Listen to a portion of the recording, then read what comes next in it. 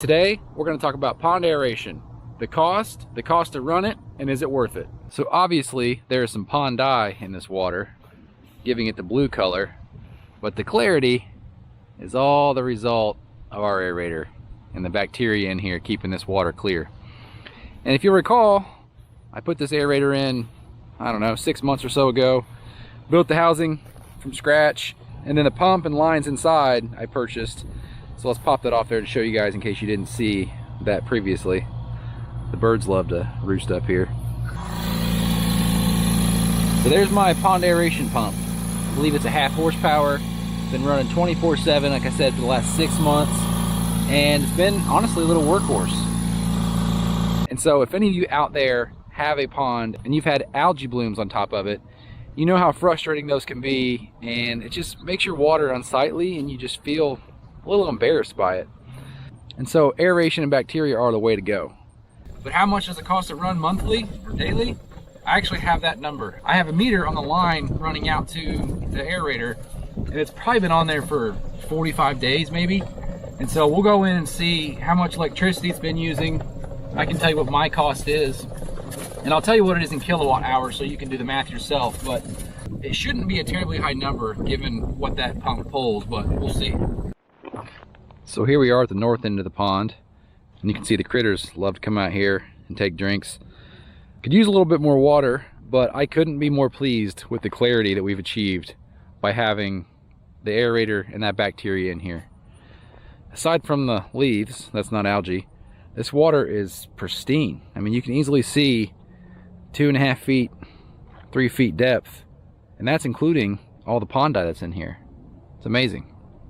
In the dead of the summer months, you saw a ton of fish spawning here on the side and just kind of hanging out. They've kind of fallen off since the weather's turned a little bit.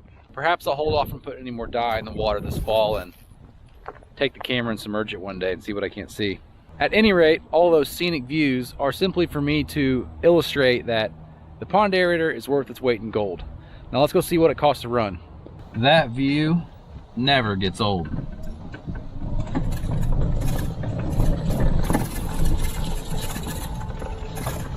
Okay, so here we are in my very messy barn, and here's the meter. I'll turn the backlight on. Hopefully you guys can see some of this. I'll walk you guys through some of the readout here. So that there is the current time. We have used 473.867868 kilowatt hours over the last 1,385 hours and 34 minutes for a total of $52 and almost 60 cents. Not terrible.